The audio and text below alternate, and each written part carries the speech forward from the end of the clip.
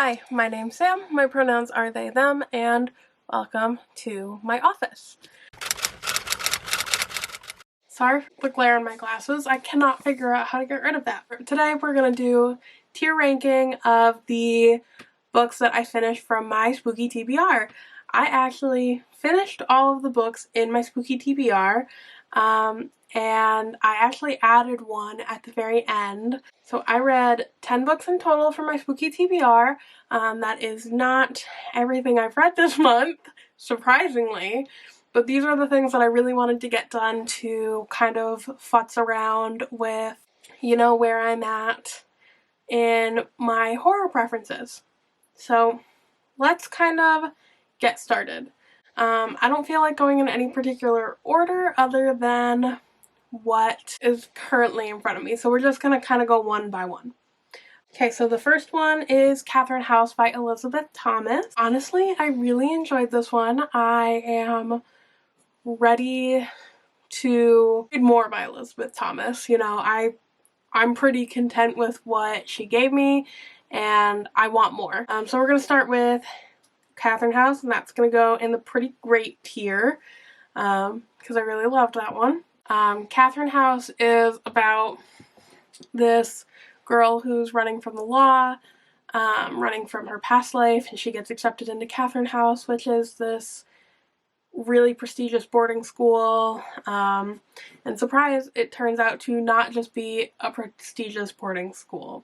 You spend 3 years there with absolutely no contact from the outside, and they have this special materials program that only a few students get into each year, and some spooky stuff goes on with that program specifically.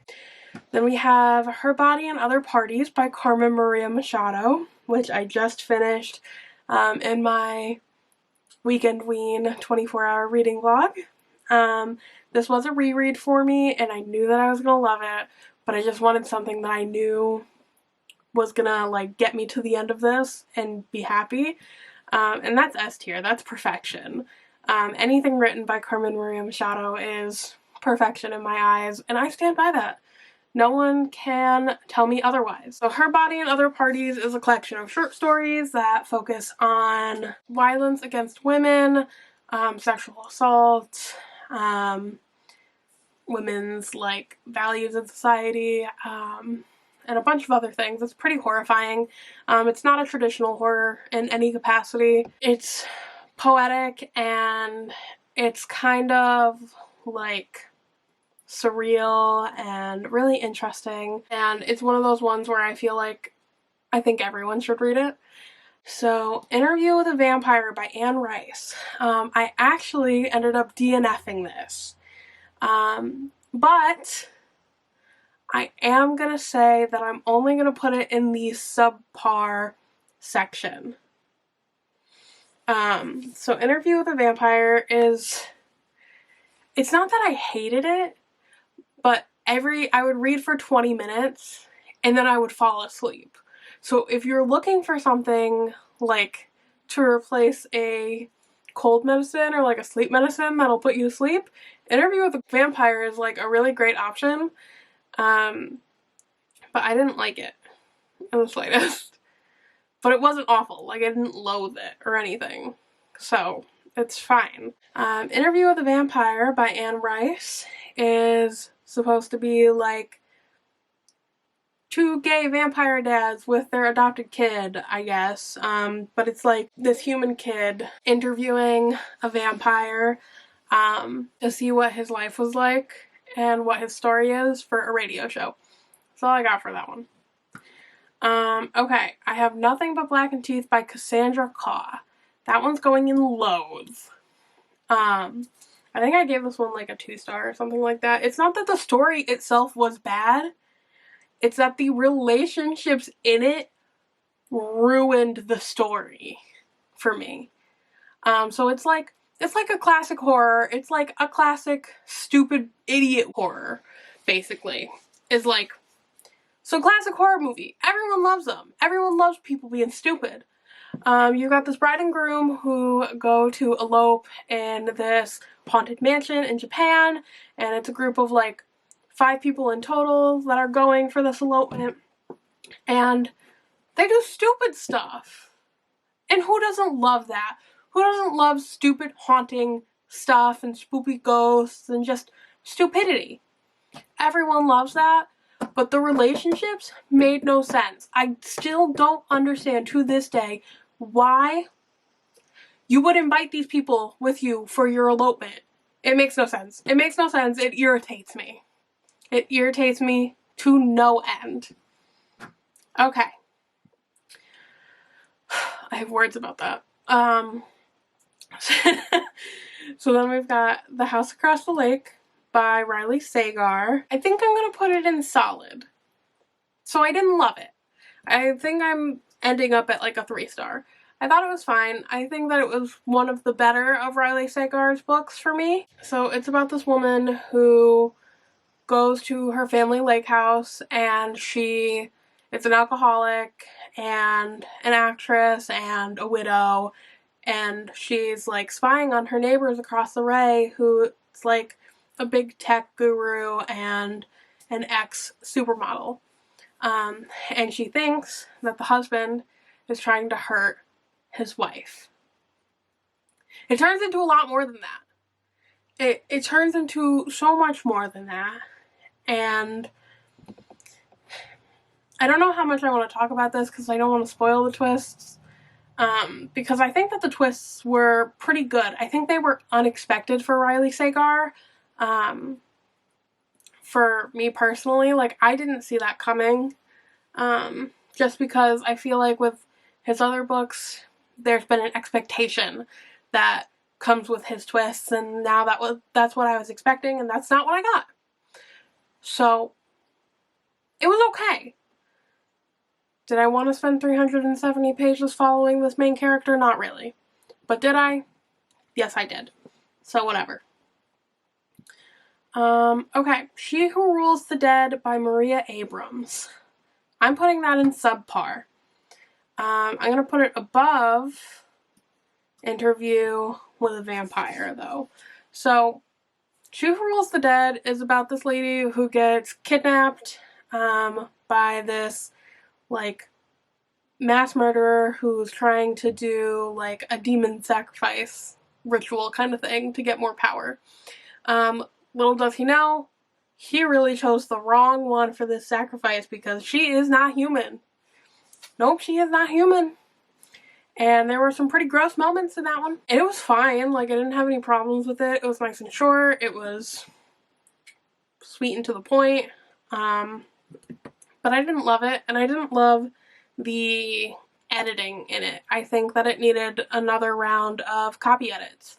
And, you know, that's not something that'll ruin the experience for everyone.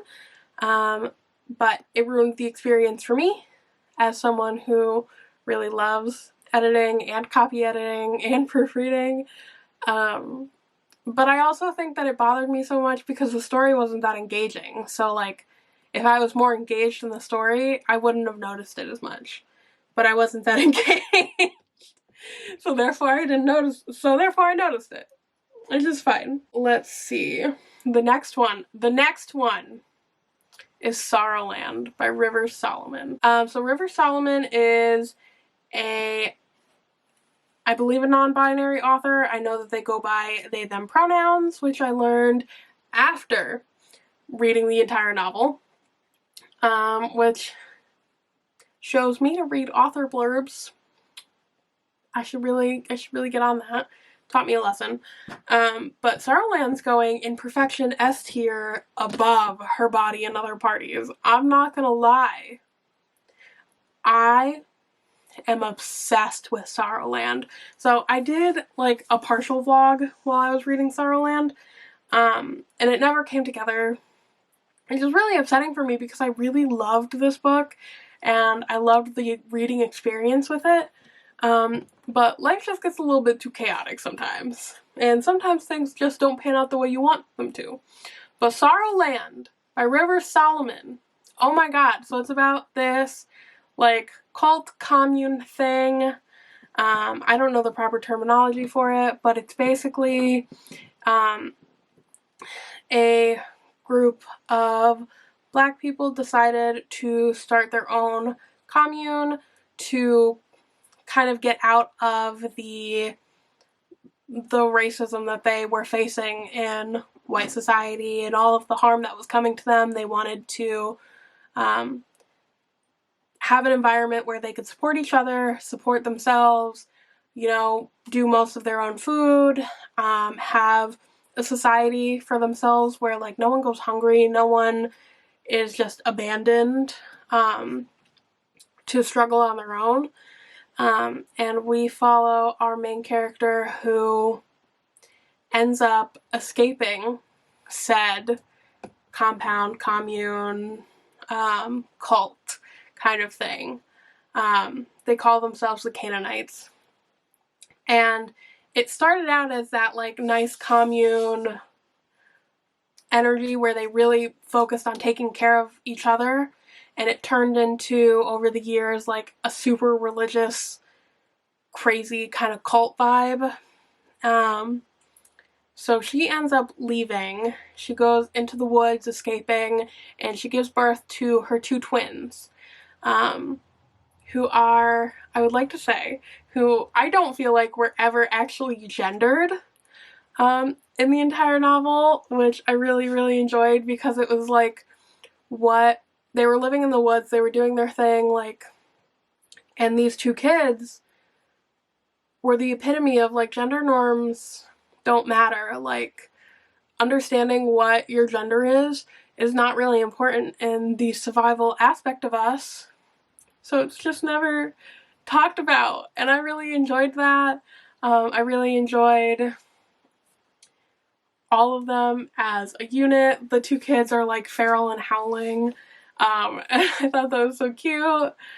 And you've got Vern, the mother, and she has to deal with, like, hauntings. They call them hauntings, which she thinks are just visions that she gets, that she's always gotten, and that's something that comes with being in that group. But they get worse as she leaves, and it turns into like learning about being a parent, learning about, like, how to be vulnerable and how to be romantic, learning how to survive, and learning about, like, what experimentation has been done, you know, kind of unraveling this cult and where the roots actually started in comparison to where everyone thought they started. And that it's another whole big awful thing done by the government. So, Sorrowland by River Solomon. Everyone should read it. It's my favorite thing in the world now. That's my favorite kind of horror now. So if you have read Sorrowland and you know something that's similar, I will be taking recommendations now, because I loved it. I loved it, and I want everything to be like that when I read a horror. Okay. Next, The Picture of Dorian Gray. Loathe. Hated. No, we're gonna be like that, because I hated Dorian Gray more. Hated it! I know it was a classic, but I still hated it. I just don't like classics. I don't care. I didn't like it. I hated it. Okay. I don't want to talk about it. Things have gotten worse since we last spoke. Last spoke by Eric Larocca. So I'm going to put it on subpar, but I'm going to put it as, like, I find it to be in between solid and subpar. So I disliked this story greatly. I was prepared for some body horror. It was not just body horror. There was food horror. There was some hardcore food horror. And I hated it. I hated the dynamic between the characters. I hated reading about the dynamic between the characters.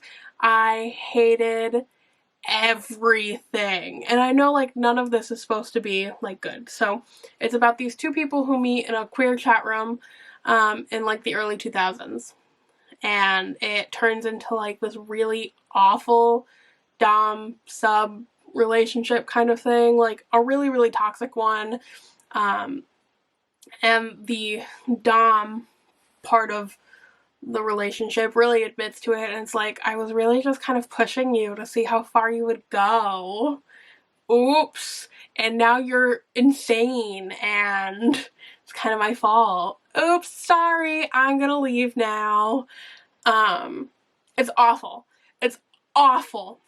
Hardcore body horror, tapeworms, food horror, munching of maggots between your teeth. Hated it. Now this is going in subpar and not loathe, because the writing was everything. I wanted to stop reading this. I wanted to DNF it. I wanted to put it down. I didn't want to touch it. I didn't want to do it anymore. But I physically could not stop reading it because it was written so compelling. So I respect Eric Larocca as an author because his craft is amazing. I will never read something by him ever, ever again. Ever. So, that's where I stand with that. And then the final one is White is for Witching by Helen Oyeyemi. And that one's going to go in pretty great underneath Catherine House. So, I'm still not entirely sure what happened in this, in all honesty. Did I enjoy my reading experience of it? Yes. Do I really know what happened? No. Do I feel like... okay, so I'm going to move it. It's not going to go in pretty great. It's going to go in solid, now that I'm thinking about it. I thought it was interesting. I think that if I wanted to, I could reread it and reread it slowly and annotate it and kind of work my way through it. But I don't think that I liked it enough to go back and put that much effort into it like I would with certain people. Like, I'm planning on going back and rereading Freshwater by Akwaeke Emezi and doing like an in-detail breakdown of it, because I think that to better understand it, I need to go back and like really deep dive into it, and I liked it enough to do that. White is for Witching, I don't feel like I liked it enough to do it, but I enjoyed it. I just don't feel like I got everything out of it that the author was trying to give to me. So it's about these twins who are living in this family home, and their mother died at like when they were like 16 or something, and after that their father really like focused in on turning this house into like a bed and breakfast kind of thing, and the house does not want anyone in it besides the women of this family. And yet you've got strangers coming in at all hours of the night because it's a bed and breakfast.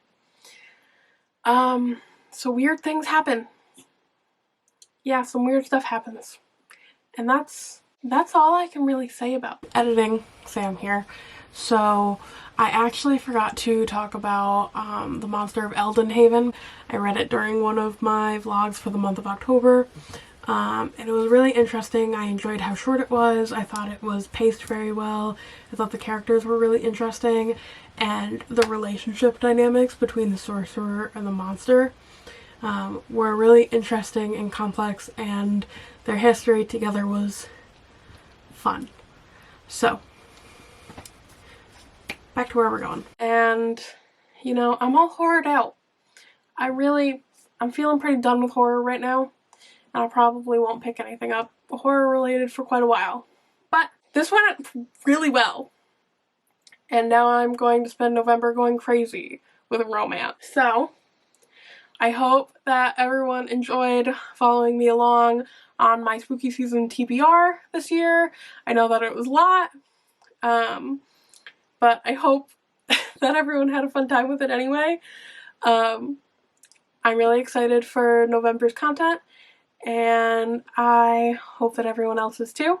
I hope that everyone's spooky season went just how they wanted, and everyone had a great time with it.